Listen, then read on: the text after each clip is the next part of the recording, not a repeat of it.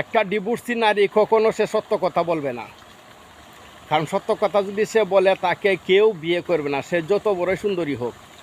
কারণ তাকে 10 মিনিট আধা ঘন্টার সময় হ্যাঁ জন্য সবাই কাছে নিতে চাইবে, বলে কিন্তু কেউ বিয়ে করতে চাইবে না।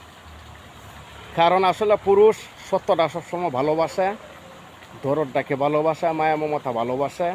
সুন্দর চেহারা দেখে ছেলেরা কখনো বিয়ে করে না, প্রেম করে না। সুন্দর চেহারার ভিতরে অনেক ঝামেলা আছে, সমস্যা আছে, ঠিক আছে?